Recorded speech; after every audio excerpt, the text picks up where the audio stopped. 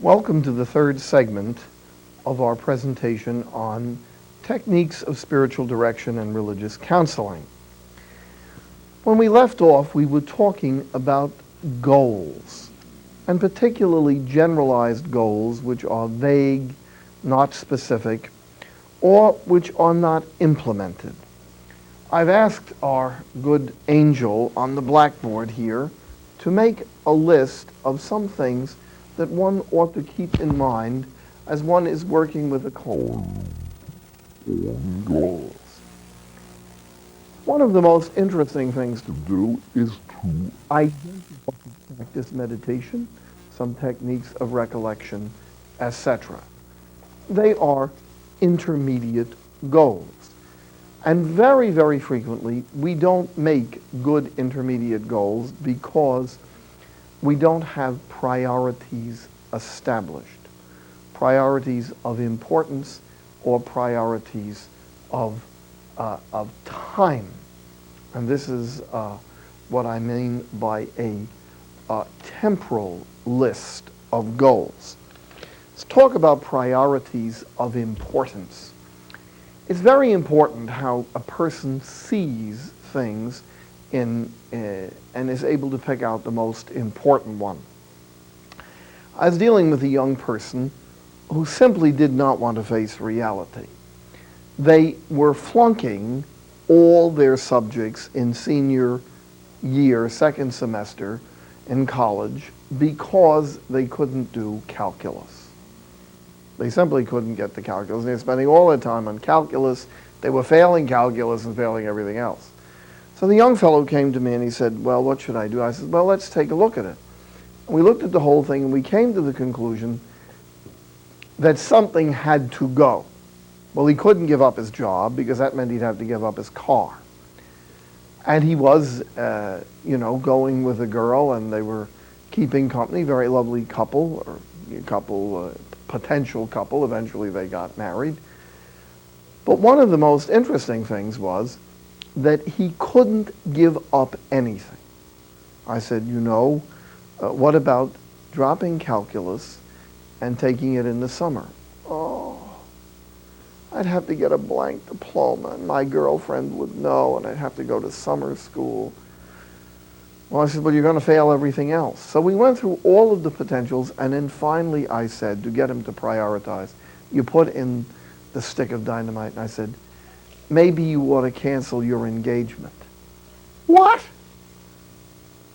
Anything looked better than that, you see. And with that as the proper background, we were able to discuss some priorities. Very, very frequently, it depends on how you present a thing, how the person in spiritual direction is going to see it. What's important? What do you really want? A young man is very, very interested in being a priest, but he also is terribly interested in some kind of apostolic activity he has as a seminarian. So he's endangering his career in the priesthood. He's endangering his seminary. So you say, well, would you like to be CCD coordinator for the rest of your life, or do you want to get on with being a priest? It'll help him clarify his goals. We also need in the spiritual life to identify conflicted goals. Many, many people in the spiritual life do what St. Augustine warns them not to do. They want God, but they want something else. They'd like to do God's will at all times. They'd like to be open to God's will, but they'd also like to be assigned where they'd like to be assigned, not too far from their mother. I'm perfectly willing to do God's will, but I need to stay near Grand Rapids because that's where my mother lives. You see? They've got conflicted goals. I really want to do God's will, but I'd love to be a superior once before I die. That particular one. I'll feel like I've never made it if I'm not a superior or something, or if I don't get my professorship or something like that, you see? And all of these things become conflicted goals. Concrete, specific decisions are frequently what is absolutely necessary in any kind of counseling or spiritual direction. And we find this with people who are involved. That was dramatic. I just sat on my glasses. We find this in the spiritual life where people are involved in things they shouldn't be involved in. For example, somebody is in a relationship, which is not exactly immoral, but it's not the best. It's got some soft edges to it. And is distracting them at prayer and things like that. Well, they have to make a couple of concrete decisions. The decisions don't necessarily have to be and/or decisions. I'll never speak to that person for the rest of my life. Well, that's a bit silly. But things in the relationship which are unbecoming or perhaps dangerous, they have to be identified. If the two people are both religiously oriented and spiritually oriented people, they have to agree on them, and they have to live up to them. Well, we won't write letters too often, or we'll only chat when we meet at community meetings, or something like that, you see. And so many times these kind of decisions are made in kind of a hysteria, and they're made with an absolute drama, and they don't work because they're too extreme. A sensible, concrete, specific decision is often the best thing in the spiritual life. I've already mentioned the necessity of lining things up according to time. Before you can do X, you've got to do Y. And then in any decision making, a spiritual director or counselor must build in, at least by suggestion, the idea that we're going to have some kind of an evaluation of this.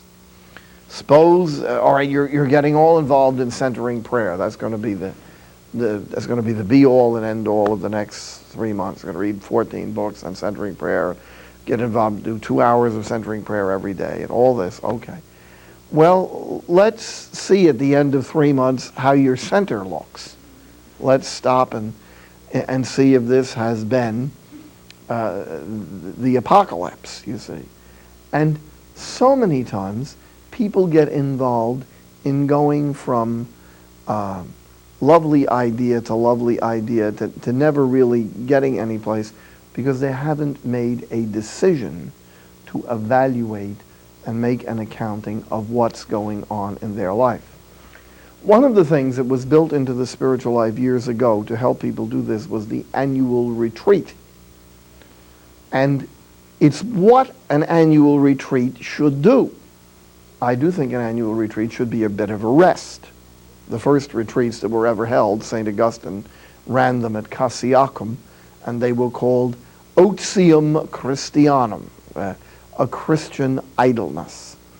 But the actual fact is that a retreat has also come to mean an opportunity to take stock of yourself, see honestly where you're going, and so many times in spiritual direction, people get involved in fiddle-de-faddles and little itsy-bitsy things, and they're forgetting to do this or that little chore for God, and they're not taking stock of where they are in the spiritual life. Now, one of the best things, I think, to use for accountability in the spiritual life and with a retreat is to get a person to look at where they are in the 3 ways. Remember I mentioned the lady some time ago who said she didn't want to know where she was in the 3 ways because it might make her proud, and I told her to cheer up, it might make her humble.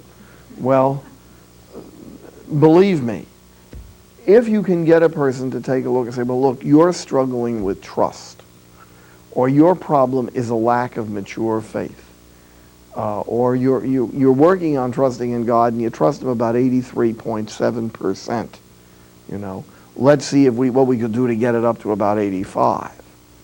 And this is much more realistic.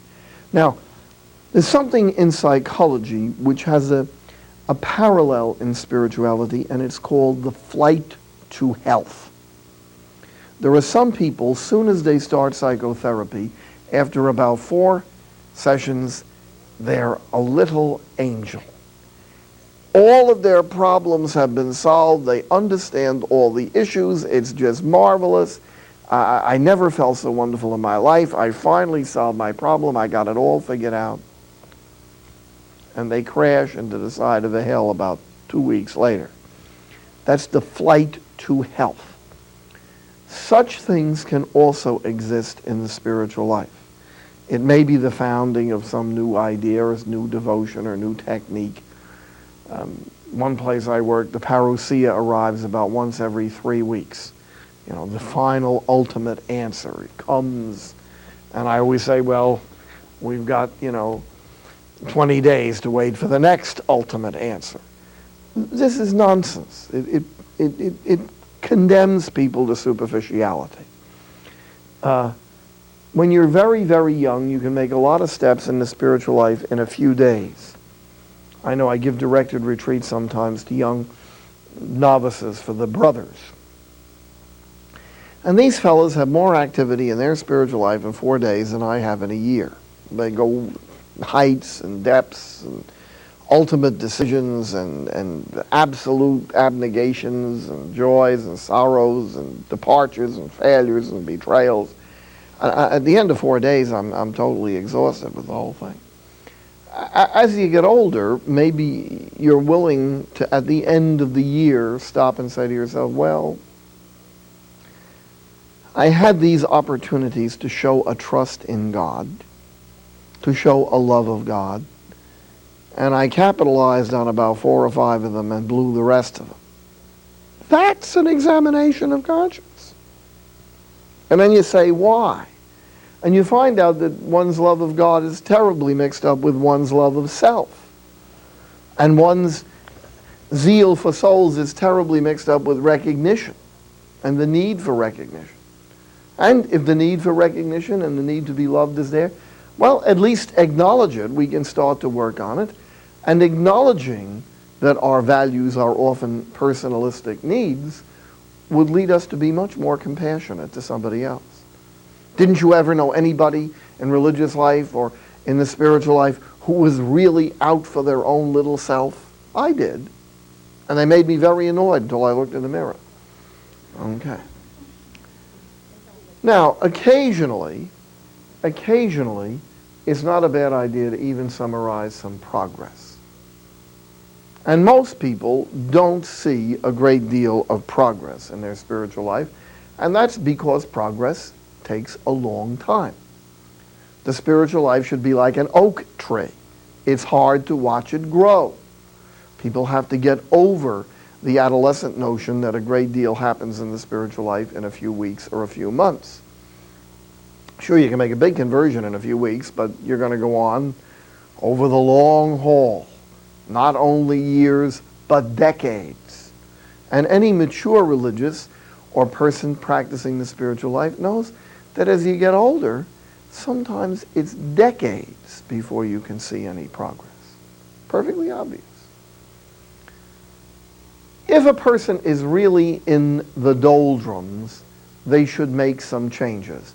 And it is almost always a responsibility of the spiritual director to point that out. The spiritual director is often the one that can only say to the individual, hey, your problem is you're stuck in the mud. You're not going anyplace. That's direct speech, by the way, too. Or do you think you're going anyplace? Now, after all of this, if the person feels in spiritual direction that they have actually made some progress, or in religious counseling that some progress has taken place, then I absolutely maintain that following the 12th step of Alcoholics Anonymous, they must do something for somebody else specifically with that progress. Otherwise, the progress will die. It must be reinforced by some expression of the progress to other people. And I would be a little bit wary of just doing it to God. You know, God is never critical. If you decide as a token and thanksgiving of your spiritual progress that you're going to do some extra devotional thing in honor of God or the Blessed Mother every day, you're never going to get a complaint. You're never going to get a letter in the mail from the Blessed Mother saying, please, will you drop this devotion? It's not very helpful. That's never going to happen. One of the things that one can do that is extremely helpful is to seek out others who have a need not so different from one's own, and to see if you can help them.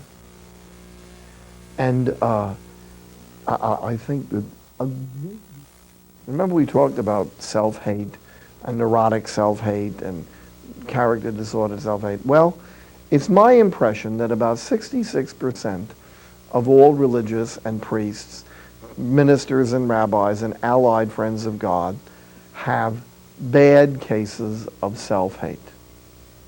And one of the best ways to get over self-hate is to do good for somebody else. That's one of the best possible ways to get over self-hate. To pick out someone who has a similar kind of self-hate. So suppose you finally coped with your neurotic depression, and there's somebody who works for the community or works in the school or works with the client, and they're nasty and grouchy and have all of the obvious signs of self-hate. The perfect person to work with. Say, oh, there's no way to get through. Oh, yes, there is. Of course there is. It takes some persistence. It takes developing a thick skin, but it can be done.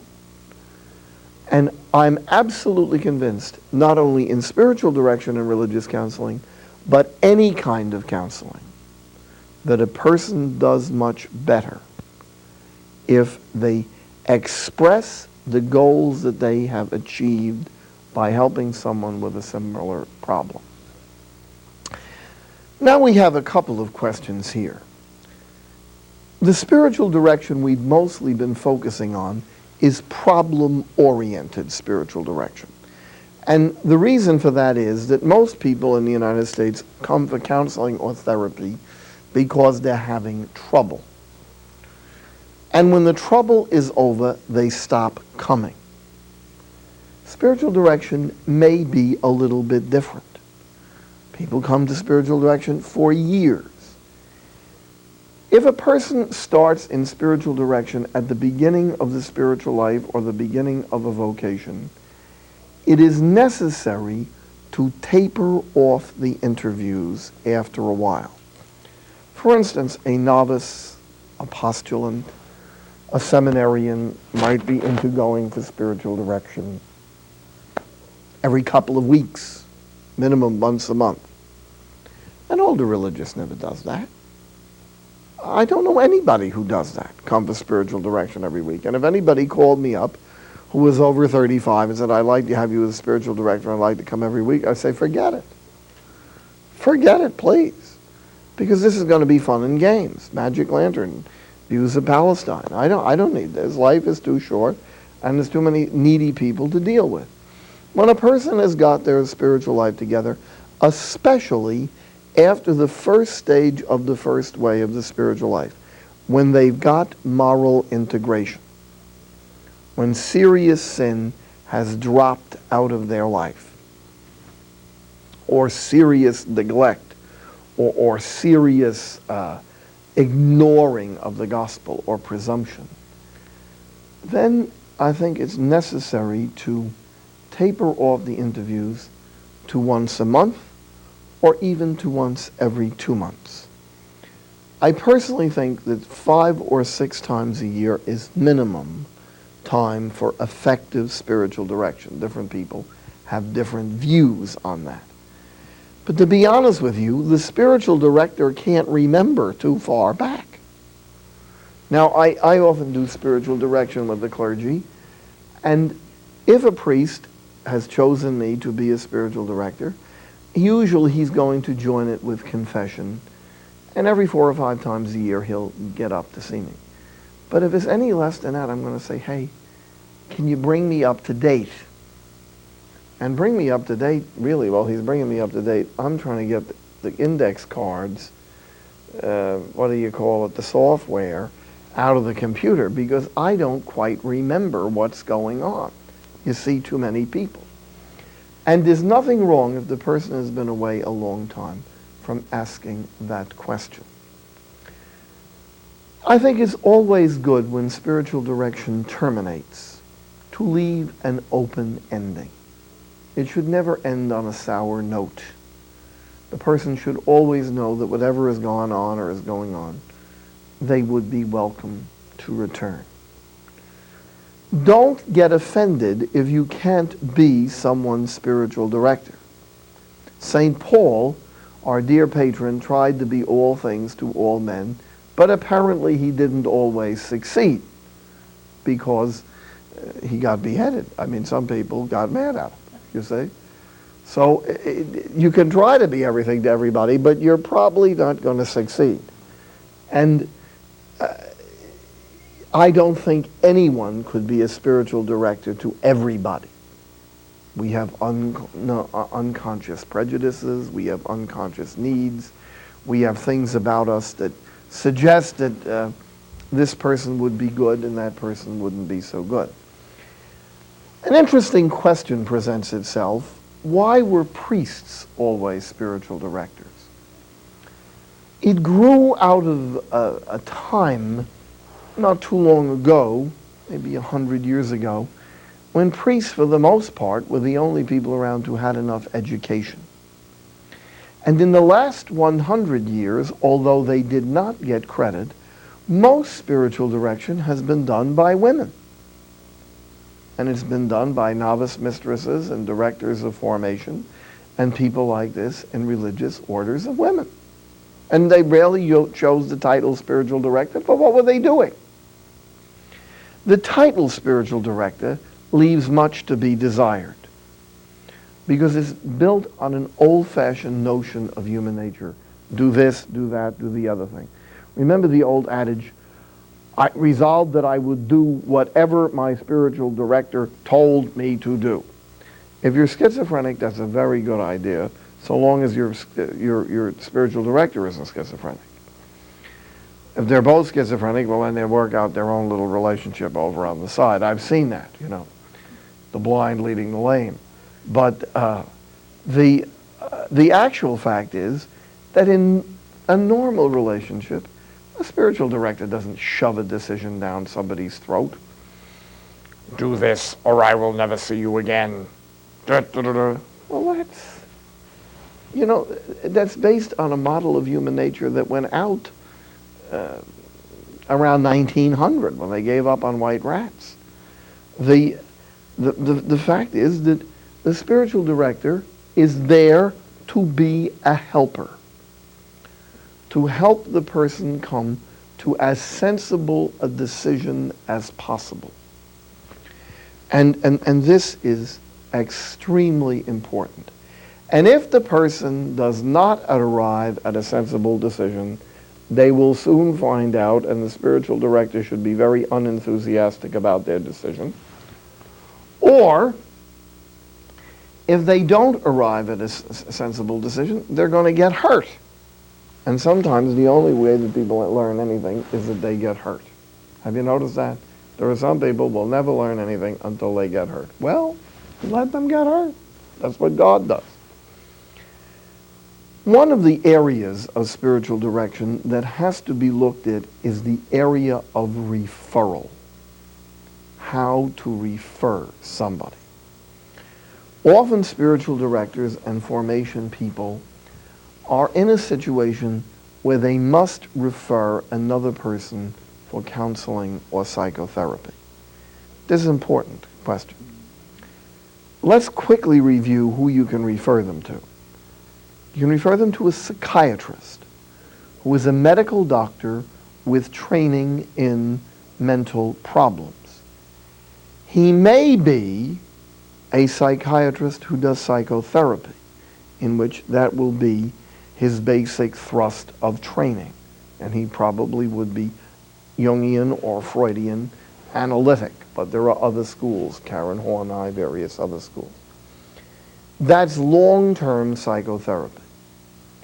There are also medical psychiatrists who primarily prescribe medication and psychotropic drugs for mental problems and serious problems. And then there's a lot of people in the middle who do both. And it's probably a very sensible point of view. Some understanding, some reinforcement, some doing exactly what we've been discussing, the same technique in the office, and also, when necessary, providing medication. Then there are psychologists. Psychologists in most states are people who have a doctorate in psychology. Many states require a psychologist to be certified if he is going to receive payments from an insurance company.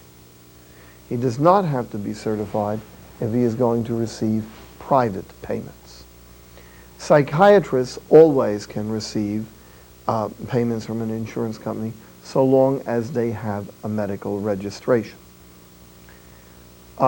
Many psychologists who are professors and who primarily teach do not obtain certification and do not do therapy, although they be quite capable of doing it.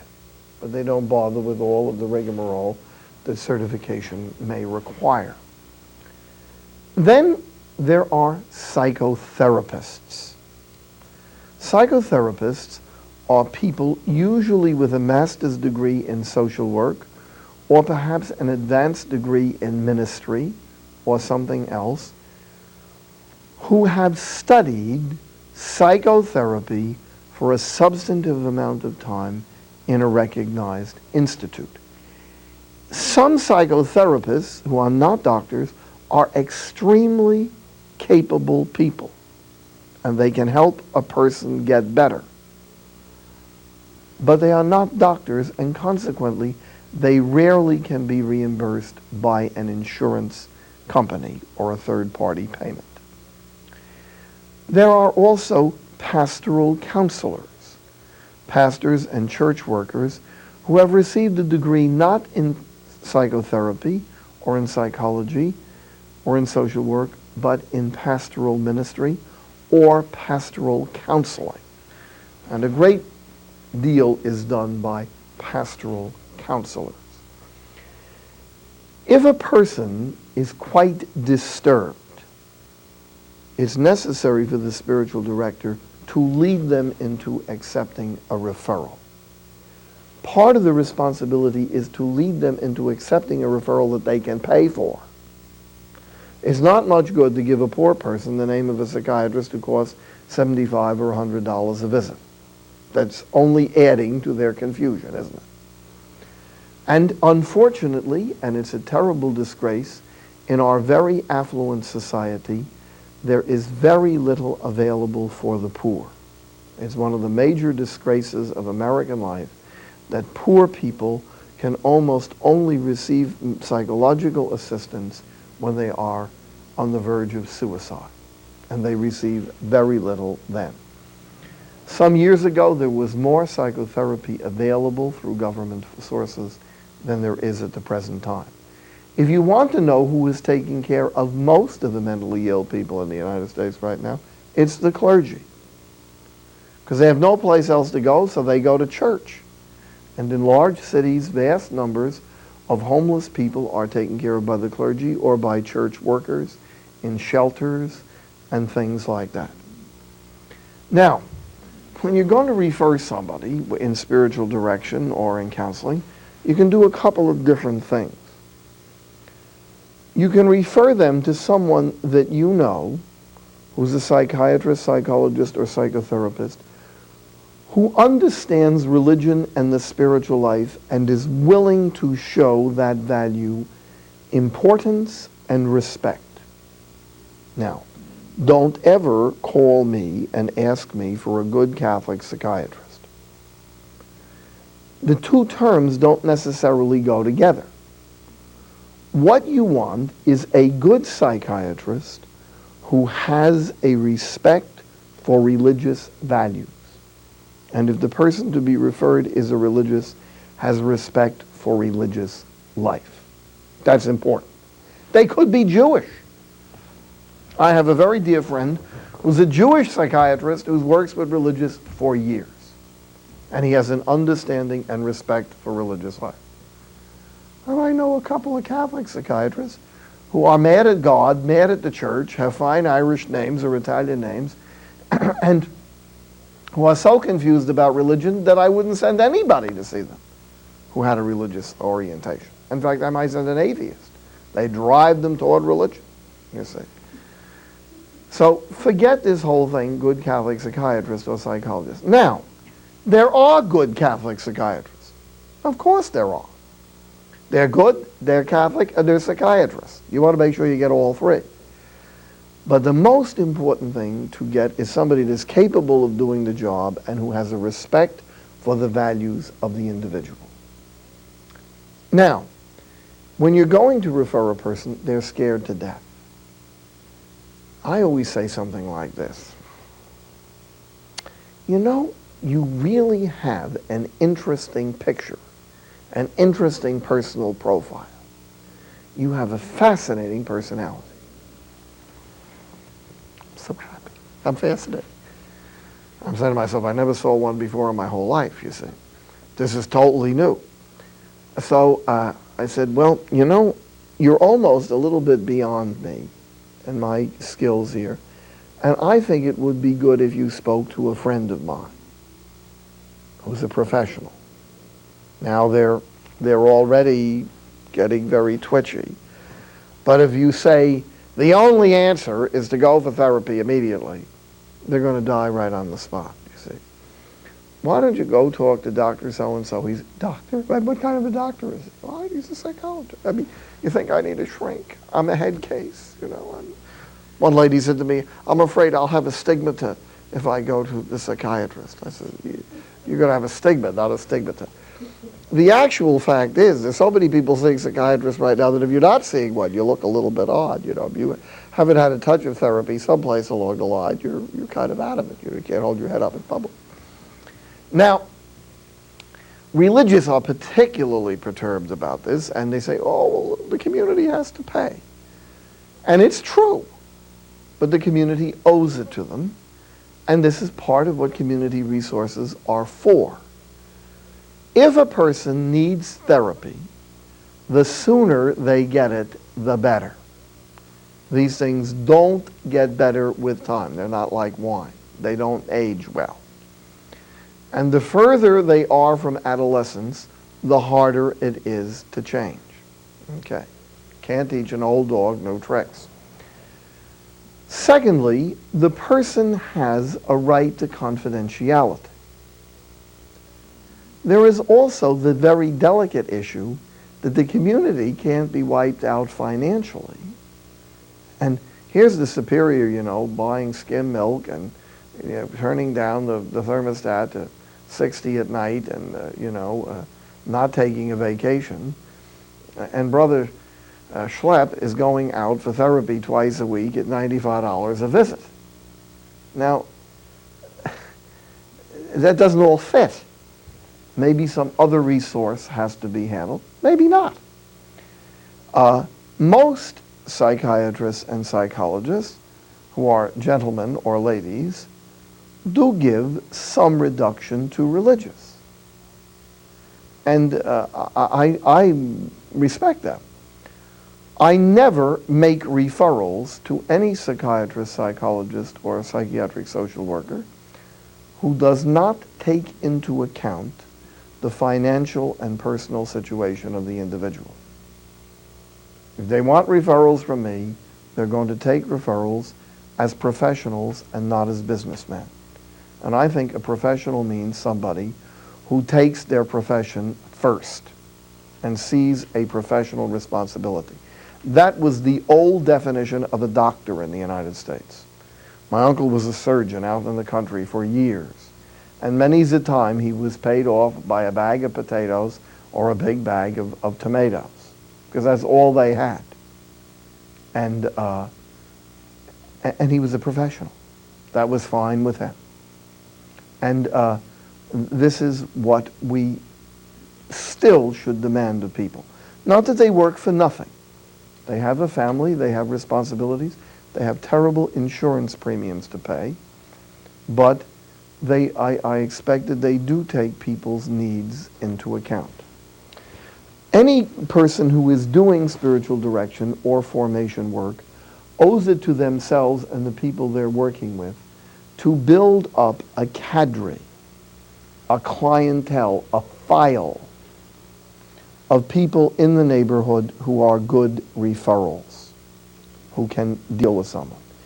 If there is a clinic in the neighborhood, if there are support groups, the person should know that. There are all kinds of support groups now for people with problems. Alcoholics Anonymous, Narcotics Anonymous we don't use too much in spiritual direction. I've actually sent people to Gamblers Anonymous. Sometimes people come not for spiritual direction but with a religious problem. And there's a very fine group called Sexaholics Anonymous, which has the same definition of chastity as Pope Pius XI. So they're quite safe. And to know how to contact these groups, one of the most interesting groups for a person doing spiritual direction to know about is Al-Anon. Many, many people are giving spiritual direction to a person whose spouse or whose parent or whose child is addicted to alcohol or narcotics. They should go to Al-Anon. And Al-Anon can be contacted through any AA number in a phone booth. They'll not only tell you where AA is, but they'll tell you where Al-Anon is.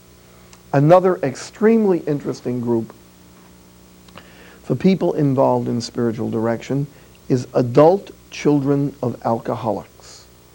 I find that children of alcoholics are often interested in the spiritual life, that they often have spiritual problems which are related to the difficulties they had with a parent as a child. You know, our first analogy of God is our parents. And if you're dealing with a person who has a very punitive attitude toward God, or sees God as very punitive, or sees God as very capricious, I don't know what God is going to do next in my life. If you find a person like that, you are probably dealing with the adult child of an alcoholic.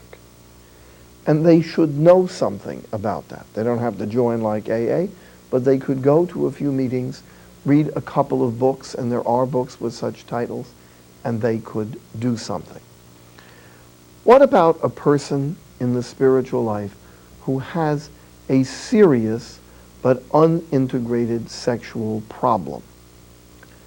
Oftentimes, people seeking to please God and to do God's will have a sexual problem. It may be masturbation, it may be some kind of problem with another person, homosexual or heterosexual type of behavior, or it may be some other kind of deviation. They vary immensely from wearing clothing of the other sex, etc., etc. Sexual problems are not exactly the province of spiritual direction. They can relate to the first stage of the first way of the spiritual life. They are much more problems that fit the outline that I gave here very much as a counseling problem. What is the cause of this? What is its root? What does the person want? Are they willing to take the steps to avoid the occurrence of this problem? And again, things like appropriate reading, counseling, understanding, examining the background of the person will not only alleviate their anxiety, but it will give them some intellectual understanding of where this problem came from. Now, is there anybody in the world who should be more understanding than a spiritual director, who operates ostensibly in the name of Christ? I don't think so. I think a spiritual director of all people should be the most understanding. That's why a spiritual director should hear about sexual and other behavioral problems. There are sexual problems that are not sinful. For instance, a person may be plagued with sexual thoughts that they don't consent to. That's not a sin, but it's a sexual problem. Absolutely. It's obsessive thinking about sexuality in circumstances where sexual behavior is both forbidden and unlikely to occur. Now, what does this mean? Well, a spiritual director who's on the ball can help a person identify sources of anxiety, fear, loneliness, desperation, deprivation, things like that, which are part of the sexual problem. In my recently published book on sexual and chastity called The Courage to be Chaste by Paulus Press, I endeavored to identify some of the underlying problems that may relate to sexuality and to sexual difficulties. If a person needs assistance here, again, an understanding counselor or psychotherapist may be the right person. In all areas of spiritual direction, I think it is extraordinarily important to proceed from honest prayer. Some spiritual directors pray with the client before they begin. I think it's a very good idea. The spiritual director should always pray that they will be respectful of the work of the Holy Spirit in the life of the individual, that they will be open to inspiration of the Holy Spirit. There are times in my life when I sat there and I had a client and I didn't know what in the world to say, do, or what comes next, and I simply said a prayer and waited for what would happen.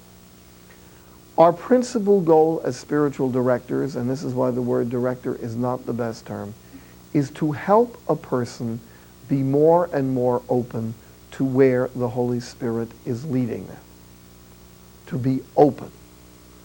There's a very interesting story about a remarkable spiritual director of whom we know few things. He was the spiritual director of one of the most unusual people of his time, Catherine Adorno. Catherine Adorno was the niece of a pope who ran the largest private hospital for poor people in the world. I should say public hospital. She also began the Catholic Reformation. We call her Saint Catherine of Genoa. For many years, she said she was her own spiritual director, or as she put it, the Holy Spirit was her spiritual director. During that time, she had a strange problem similar to anorexia nervosa. She had it in Lent and Advent. She couldn't eat a thing. And boy, came Christmas and Easter, she ate for 2 days. All sorts of people thought this was very supernatural, but Catherine thought it wasn't. And she finally got Dom Cattaneo Marabato, Father Cattaneo, to be her spiritual director. And you know, the problem went away. And she definitely made more progress in the spiritual life. It doesn't mean that Dom Cattaneo was better than the Holy Spirit. But it does mean that the Holy Spirit works through other people. If he's going to work through us, we ought to get away from our prejudices, our aggravations, our anxieties, our need to impose ourselves on other people, and listen and help that person help themselves. There is no question about it. A spiritual director is a wounded healer. He must or she must be aware of their own shortcomings and needs, and they also should be a skilled helper. And in the paper that we give you with these tapes, there will be a number of fine books on spiritual direction, most of which I haven't mentioned, which will be suggested. Thank you.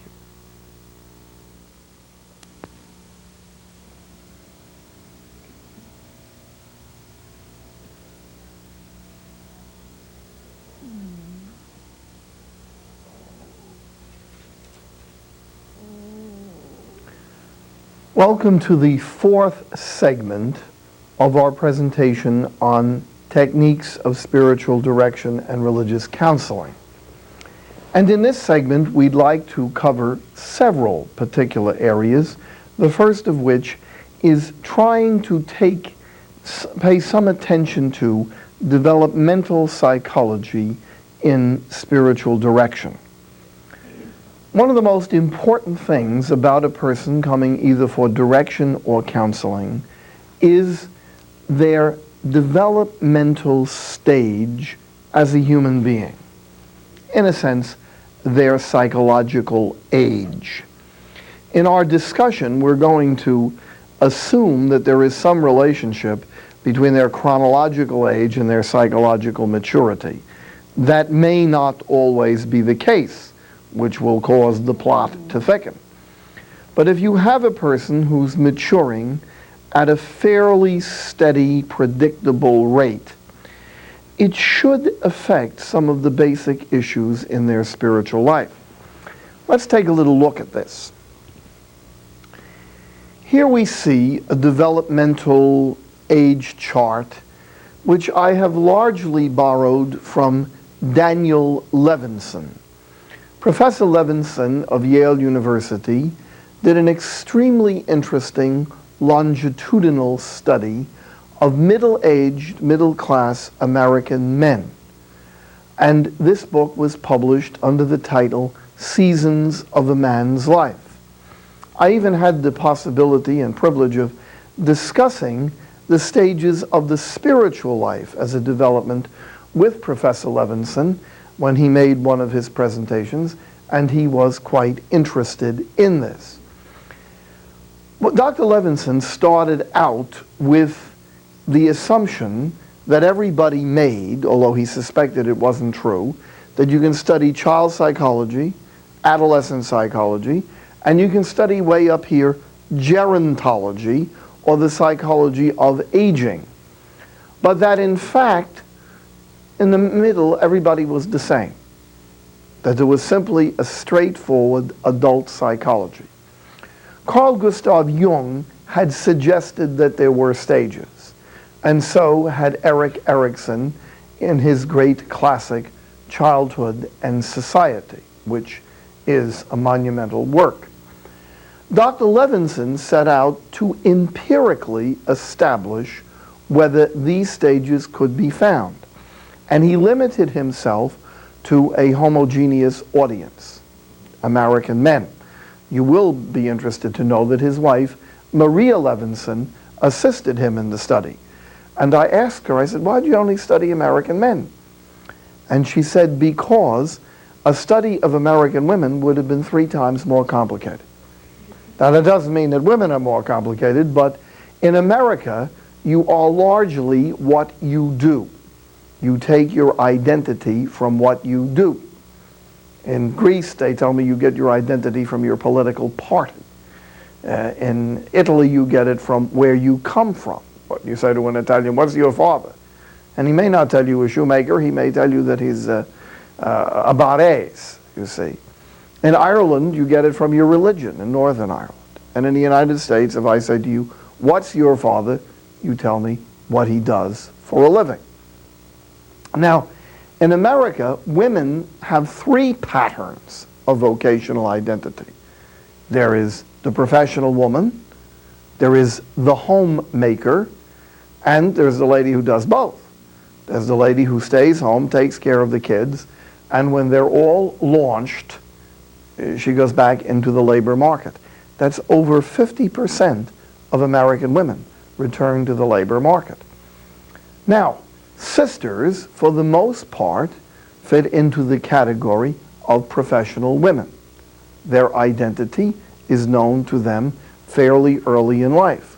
Where Mrs. American Homemaker, going back to work at 40 or so, has a kind of interesting adventure in the middle of her life, which may be very, very psychologically helpful if the kids are already raised. I didn't have a book, Seasons of a Woman's Life, to go on, so I went on Levinson's book. And this book was so interesting that another couple James and Evelyn Whitehead published a book called Christian Life Patterns, in which they endeavored to put together Levinson's work, Erickson's work, and the work of a number of other psychologists, which was very, very solid work, but not so well known, not so popular. Newgarten, Havighurst, Brown, people like that, who had studied the career patterns of successful people.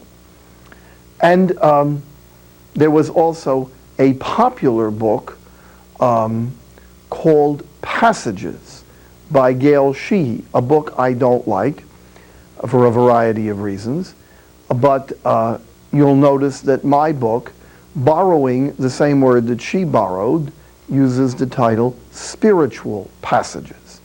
I wrote Spiritual Passages partly as a response to an answer that Dr. Whitehead gave me when she wrote Christian Life Patterns. I said, you write about the religious development of Americans, Catholics, but why didn't you write about their spiritual development? And she said, candidly, we didn't know enough about it. Why don't you write a book? So she gave me a suggestion. And I'm very indebted to Dr. Whitehead for that. The word passages is an interesting word, and it came from anthropology. One of the famous first psychological anthropologists, Arnold van Gennep, wrote a book called Rites de Passage, or Rites of Passage. And we are all involved in rites of passage. If you've ever been to a baptism, confirmation, religious profession, or marriage or funeral, you have been to a rite of passage, okay? A change from one step to another.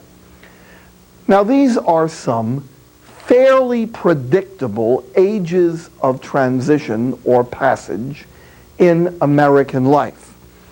And although I don't have this nice handwriting, I'm going to borrow from Dr. Levinson and from the Whiteheads and put on some of the basic tasks here. Leaving family.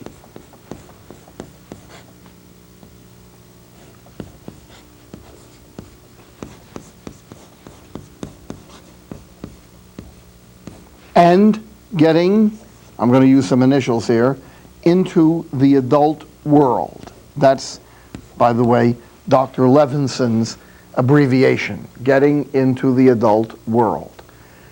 This is what is going on here.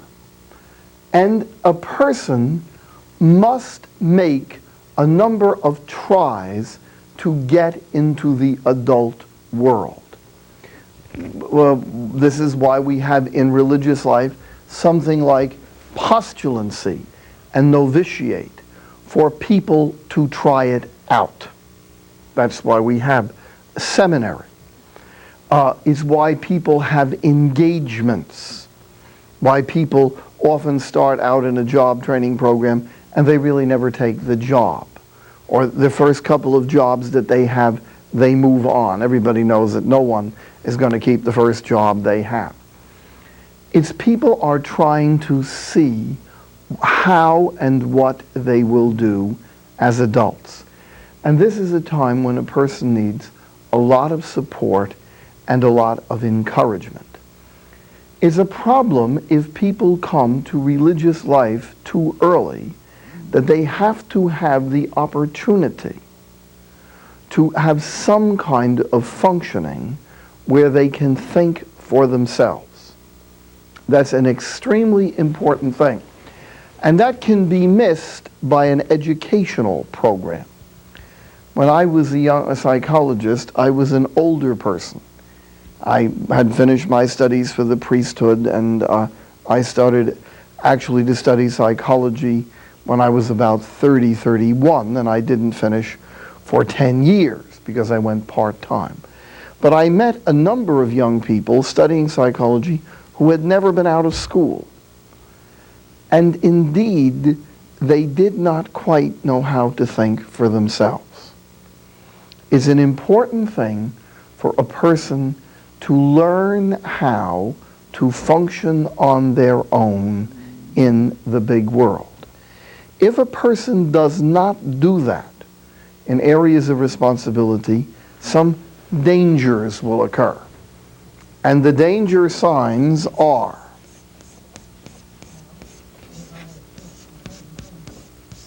all right, dangers. And the first danger that you'll notice in this kind of person who doesn't make this is depression.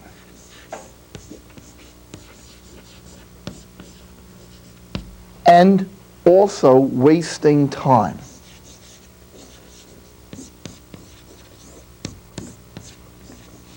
Not only wasting time, but wasting talents. People fail to make this big move, and this can be an important part of the spiritual direction of a young person, because the individual who is not really growing is going to have an awful lot of painful depression and aggravation, self-hate, a lot of neurotic darkness springing up inside of them if they don't have an opportunity to use all of their talents and best abilities. Now, if anybody is familiar with undergraduate and early graduate education, including seminary, you're going to know that there's a lot of depression in these programs. One of the reasons that secular college students carry on and get drunk and do various things is because they are depressed. My own humble, crazy opinion is that in the United States, adolescence is much too long, and people would be much better off if they were paid to go to college. And they were paid, if they wanted to go to college, according to how well they did with their studies. And I do the same thing with seminarians. So that it was part of your working life to go into post-high school education, that it would be competitive, and if you didn't do a good job, you wouldn't get paid very much, just about enough to survive. I don't think that enough responsibility is often put on people here, including religious. One priest said to me, he says, it's a shame, we invite young men to come off to the seminary, and we tell them that they'll tell us they'll do anything for God, and we get them there and we teach them how to do nothing for God. There isn't enough going on. There should be an apostolate that is accountable. There should be work. There should be things that if you don't do your job, this is going to be a mess. And that's accountability. Now, there comes in America, now this is very interesting because it doesn't come this late in other cultures. In America, in the United States, with all of its unfortunate affluence, there is the fact that people make their final decisions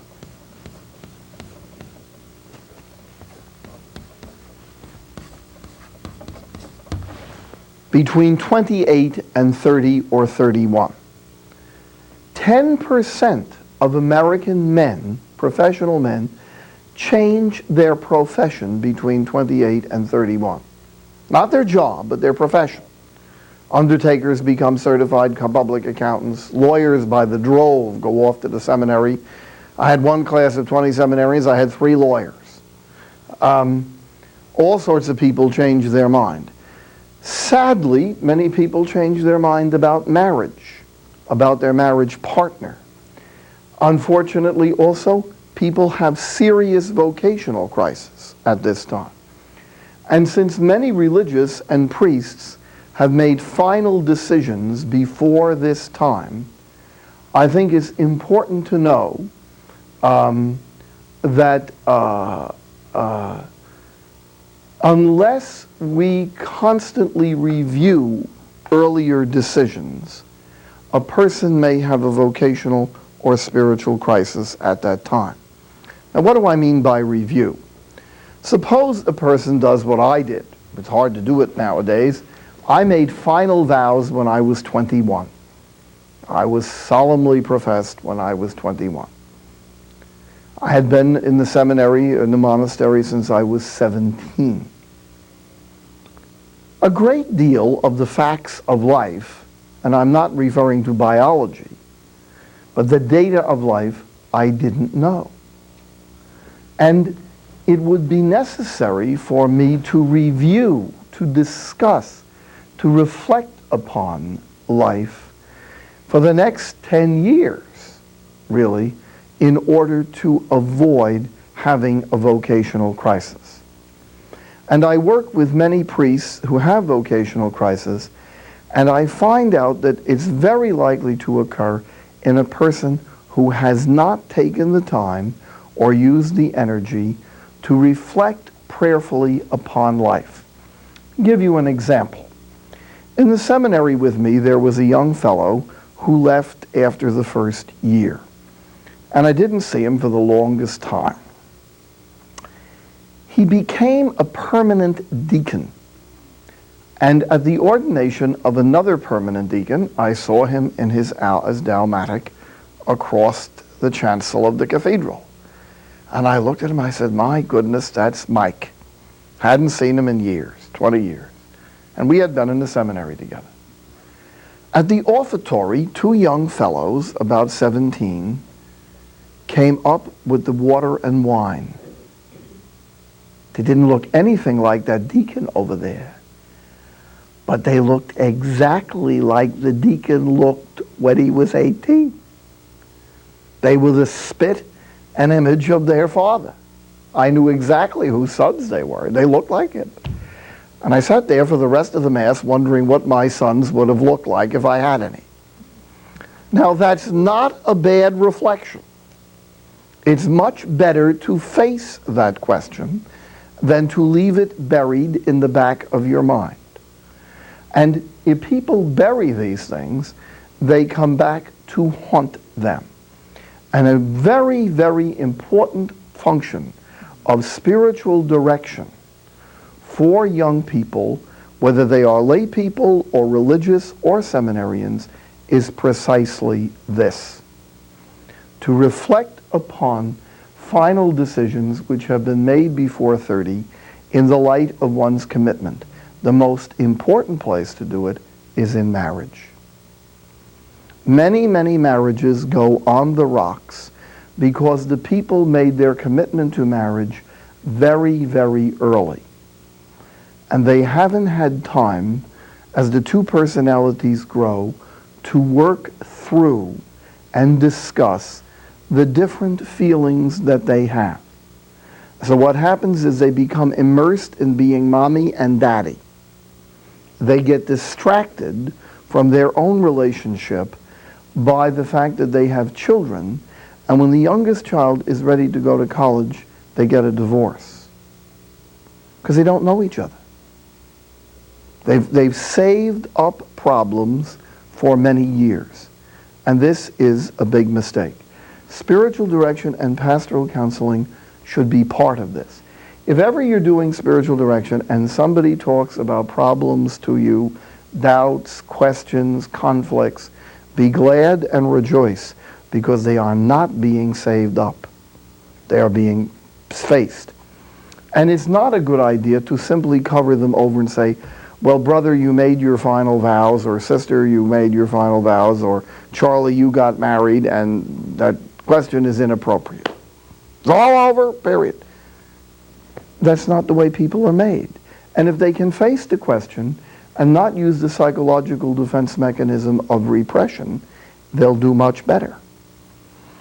I have had the misfortune in my life of writing letters of for appeals for dispensations for very, very traditional priests. Very traditional. Very old-fashioned. They didn't believe in dispensations for clerical celibacy until they needed one. And what happened? It got all saved up inside of them. We make progress as human beings. Now, there is a very, very interesting stage here, which Levinson, well, let's see what initials he uses here. I'm getting old. I don't know, here, this is settling down.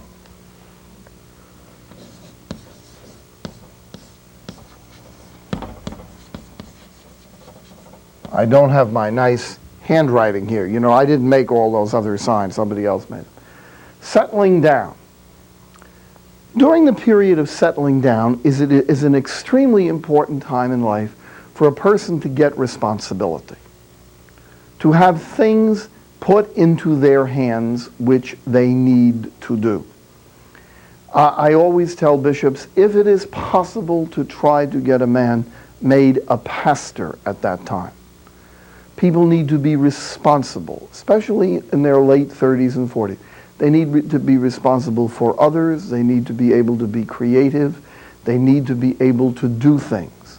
And if a religious community is involved in busily getting things done, they'll have plenty of responsibilities around to share with people. Unfortunately, sometimes the people who get shared the least are assistants in parishes. That's a very strange thing. We had a meeting in our order one time of the brothers, and the brothers who are not priests all decided they would describe what their apostolates were. And their apostolates were fascinating and varied and quite unique, and some of them had 3 or 4. And the parish priests said later, you know, the brothers are much better off than we are, especially the associate pastors. It's extraordinarily important for a person, if they are not the person in charge of the whole operation, at least to be in charge of parts of the operation by the time they're 32 to 40. It's an important thing to do. I wouldn't like to say that a person has to have success, but they must have had some opportunity to be creative. And the rest of the world doesn't have to think it's creative. That's too bad about the rest of the world. I mean, I know people who have been very, very creative about having a garden, or very creative how they do their work as a secretary. And other people were bored to death doing something that people would have thought was interesting, like being a movie actor. But it's important that a person feel, and honestly feel, it should be a reality, that they are doing something that other people rely on and need.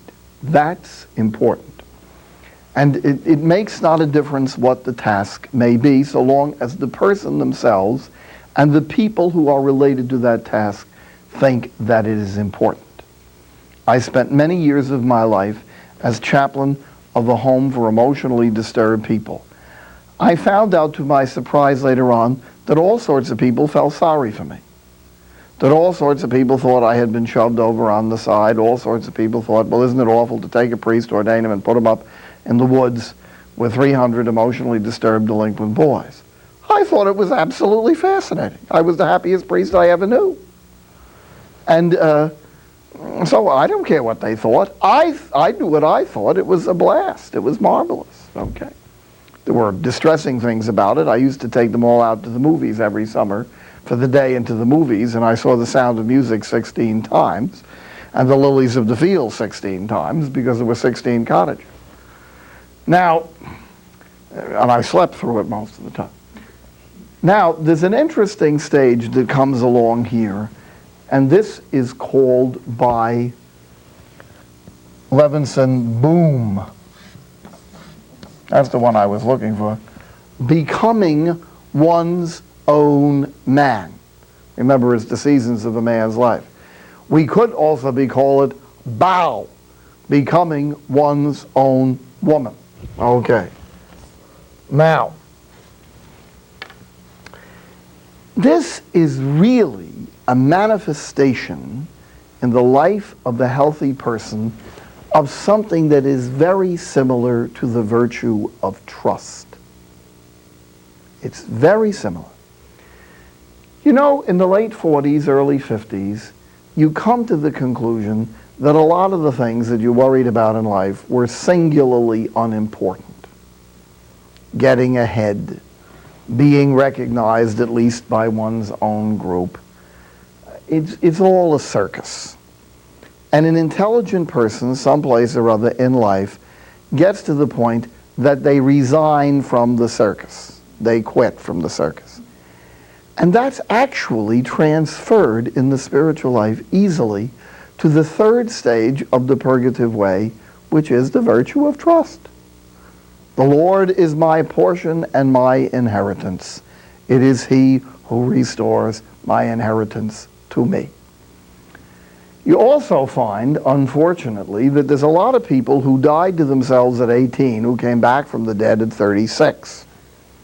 And that's been a big problem in spiritual direction. I know all sorts of people who wrote off all human emotions and feelings when they were 18 and were buried with a black pall, and someplace around 36 rose from the dead, usually dressed as somebody who was 18. They didn't make up for that 18 years or 16 years. Now, this is sad because the person should know by 50 that the game is not worth the candle in this world. That it's what we do for eternity that's important, that we should not lay up treasure on earth where moth and dust corrupt and thieves break in and steal. But some people don't know that. And if they don't know it, it may be partially a problem of developmental immaturity. A sister speaking at the International Congress of the States of Perfection in Rome in 1950 made the rather awesome observation that religious life had a fair number of adult adolescents in it. Well, I could have told her about a lot of other things, because I worked in social work and psychology, and let me tell you, I met adult adolescents there. An article in a newspaper one time described an adult adolescent as a man who wore elastic support hose under his blue jeans. There are some people who pretend to be much younger than they are. Now, there are dangers in all of this. And the dangers in all of this of not becoming your own person, of not arriving at your own sense of identity before God, and if the rest of the world likes it, fine, and if they don't like it, that's their problem too. The person who does not do this gets caught in unproductive habits, negativism, bitterness, feelings of persecution. The list is too long to put on the board, and sometimes in serious sexual problems. Serious sexual problems emerge someplace usually between the mid-20s and the 50s. It may also be an addiction like drug addiction, alcoholic addiction, loss of faith. All sorts of terrible things come to a person who does not really mature. The price of remaining an adult adolescent is a very, very painful price. And personally, I think that a lot of the difficulties in contemporary Christianity and even in the contemporary church and in religious life came from the fact that we had a lot of very well-intentioned people who had managed not to grow up very well. So that when the rain came and the wind blew and the walls of the house shook, they fell down. It wasn't that these people weren't prayerful. They were. It wasn't that they weren't dedicated to God. I know them. They were. But they often were not very mature. I could sit here and tell you stories for hours about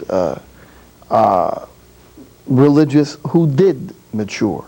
Sometimes very simple, ordinary people. I can't remember what some of the stories are I told earlier on, so I want to be careful with this. But there's always in every religious community some simple good soul who's afraid of neither man nor beast. And they will bring down the mighty from their throne and exalt the lowly and fill the hungry with good things and send the rich away empty. I've known them. And there isn't much you can do with them because they're their own person. I think of one little sister I knew. She belonged to a kind of fancy community, and initially they had lay sisters and sisters who were called mother. Well, then we decided to get democratic, so they took all the lay sisters and called them mother. So I met her. She called herself Sister Peanut. And she was a lay sister. She used to cook, clean around the place. So I said, how is yourself, sister? She says, I'm not a sister anymore. I said, you could fool me. She says, I'm a mother.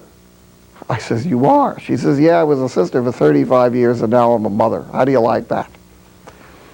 So about a couple of years later, I met her. I said, hello, mother. She says, forget it. They demoted me. I'm a sister again. See? Well, I want to tell you, the one thing it didn't do, it didn't take the smile off her face, you see. She was tough. She was tough. Now, it's extremely important for a person to grow, to become an important person, not only to themselves, but to those around them. And it is a serious obligation of spiritual directors to see if a person is growing. And if they are in a situation where no one is helping them to grow, where they are being put down and demeaned or ignored, it is important for the spiritual director, if they're not dealing with that, to shake them loose. And it's even important for the spiritual director in the religious community to, if it's in a religious community, to point that out to those who are in charge. The older I get, the more I am convinced that one of the most important tasks of religious superiors and bishops is to see that at least some of the potential of their people that are there is used and used well for the apostolate. It's also important to make the person feel at home. I have a friend who was a priest, and he got assigned to a parish where the pastor was a very good man. I knew the pastor, a fine man, but very austere. And the rectory looked like an archiepiscopal palace in Spain. The pastor didn't build it, but he fitted it. And the young priest came, and he said to him, now, Joseph, I want you to always think of this rectory as your home. Okay? 2 weeks later, Joseph was in the common room that they had, and he ate all the peanuts in the dish. And the pastor said, what do you think this is? Your home? Be careful. People get shot down with that. And that does a lot of harm in religious life. One religious superior once said to me, if we subtract from those who are able and willing, those who are able but unwilling, and those who are willing but unable, we don't have a lot of people left. That's true enough, but why does it happen? It happens because people's potential isn't used. Now, someplace or other, while all of this is going on, if you can whistle and chew gum at the same time, this gets more complicated, you will see that the steps of the spiritual journey may be happening. And it's my impression the genuine moral conversion, although it starts in adolescence, it probably really gets strong and takes root someplace around these final decisions. Priests know that you perform lots of weddings of people in their early 20s and you have your fingers crossed. Oh, there's no obstacle to their wedding, but you wonder how well in this society they're capable of making a permanent commitment. I have a prayer before weddings. Dear Holy Trinity, if you're showing up for this, I hope you're smiling too. That's what I hope. And I have been to perpetual vows and even sad to say to ordination. And I said, you know, if this person has their whole act together, I'm very surprised. But they can get it together. You know, Charles Borromeo was ordained a priest and bishop under simony when he was 19 years old. They bought the job from the Pope. It was a sacrilege. And when he was 23, Charles Borromeo decided to become a real Christian. And they were very sorry, because when he got finished with them, they had a reformer and a father of the church on their head. Someplace along the line, he grew. And we've all seen that in a wedding. I perform weddings of couples, and I thought, well, no, this is problematic, but they have a right to get married, so you can't forbid it. But they stuck together and they made it, and they got a bolt of divine grace, and finally the thing became real. Fortunately, the validity of holy orders does not depend on the validity of the commitment to celibacy. That's done because holy orders is for the good of the whole church. But I'm certainly sure I have dealt with young priests getting dispensations, or old priests getting dispensation, who didn't know what they were doing the morning they made their final vows as priests. They knew enough to get ordained, but they really did not know enough to make a permanent commitment. I talked to one poor priest, and I wasn't sure he was validly baptized. He was so dumb. Now, he came to see me to get a dispensation with his girlfriend. And I said, how come you want to get a dispensation? He said, I think marriage is a more valid analogy of the relationship of the members of the Holy Trinity to each other than celibacy is. I says, if you think I'm going to write that to the Pope, you're mistaken. Now, the Swiss Guard will come out and arrest me. Now, in terms of settling down, the tasks in here, I think, this is where meditation, spiritual reading in earnest, real growth in the mystery of Christ, the second stage of the purgative way goes on, where a person surrenders to the mystery of God. And then in the third stage of becoming one's own person, I think this is where we learn the virtue of trust. And most of us learn the virtue of trust because we start to get old. You start feeling your age around 45 or 50. There I was in intensive care, being wheeled into the operating room. And I said to myself, not only today, but the next few minutes may be the last few minutes of the rest of your life. And that's when you learn, because there's nothing else to do, to put yourself into the hands of God. Now, I don't want to create the impression that the doctrine of the three ways is merely a reflection of developmental psychology. But indeed, they should be related. And the doctrine of the three ways, recall, is not a divine revelation. It's an observation of hundreds of thousands of intelligent people over the history of the world on the spiritual life. You'll notice I put 50 plus. I think if a person has been a good Christian, done their best, put up with all the nonsense, carried the cross, supported the missions, someplace or other in later midlife, if they have any kind of intelligence at all, they should be able to get into the illuminative way. I don't think that that's presumptuous. And if someone is not moving toward the illuminative way in midlife, later midlife, they ought to ask themselves, why do they tarry along the way? When are they going to retire from the circus and really trust God? And so for a person who has made the investment, even though they may have made a lot of mistakes, the beginnings of the illuminative way are predictable. And you will notice in good Christians, lay, religious, or clergy, although they may have been zealous all of their lives, there is a generosity and a willingness to surrender to others, to give up the controls, to let younger people begin to take over and to support them in that taking over, which happens to the person toward the end of middle life. And this is when, according to Levinson and many other people, everyone who's intelligent becomes reflective. People become meditative. People who aren't particularly religious start to pray and think about the things of God and hereafter. And this is also where a person who is a religious person should really start to move into deeper prayer. And you can't move into deeper prayer if, like Martha, you are so busy about many things. I think one of the things we're going to find out on the Day of Judgment, to a bit of our surprise, is that Mary was older than Martha. That Mary had the brains to sit there and talk to the Master while Martha was making the hors d'oeuvres, because Mary was older. She knew that the hors d'oeuvres weren't that important. She had some more maturity.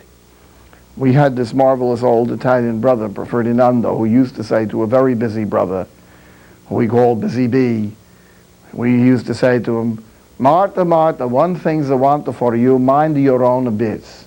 You see, it's really important. Now, is it possible to say that the dark night and the unitive way could also be related to the developmental cycle, say in the 60s or 70s? I happen not to think so. There are varieties of opinions among spiritual writers about the uniqueness and rareness of the unitive way. And even people who believe that there is a universal call to contemplation, which I do believe, do not think that the great gift of the unitive way is given to very many people. I think they just don't arrive at a position that they would be prepared to take it. But age, infirmity, illness, severe illness, perhaps even terminal illness, may for many people mark that great darkness which precedes the real union with God. In my life, in situations where I have seen evidence of the unitive way, it has often been part of the sequence of a difficult and painful illness or trial. Flannery O'Connor, that remarkable novelist who suffered much of her life with lupus and eventually died of its effects, said, to die without pain and suffering is to experience an unprovided death. Now, pain and suffering and things that cause us to be detached come to our lives in many ways. If a person could believe that these things are sent by God in order to prepare us for that stage of the spiritual life where he would give himself rather than any gift, then I think people would be open for the great grace of the unitive way and of true contemplation, of supernatural contemplation, which comes to some. Every one of us, I suspect, has seen terminally ill people, sometimes quite young terminally ill people, come to an approximation of the unitive way toward the end of their illness. I think I observed this in the terminal illness of my beloved former boss, Cardinal Terence Cook, who was a man like Martha, busy about many things. But in those last weeks of his life, having been terminally ill for 9 years in secret, 9 years he was terminally ill, and having accepted that, it seems to me that I saw once myself when I saw him, and I saw evidence of the growth of unitive prayer in that soul. I want to thank all of you for listening through these long tapes. I hope it's been some help. I could say that being a spiritual director is one of the most fascinating, but also one of the most dangerous jobs, because even if you're only moderately good at it, the world will beat an 8-lane highway to your door. So think about it before you get started. And I want to thank the Daughters of St. Paul for giving me the opportunity to share these observations with you. God bless you. Pray for my work, and I will pray for yours. Thank you.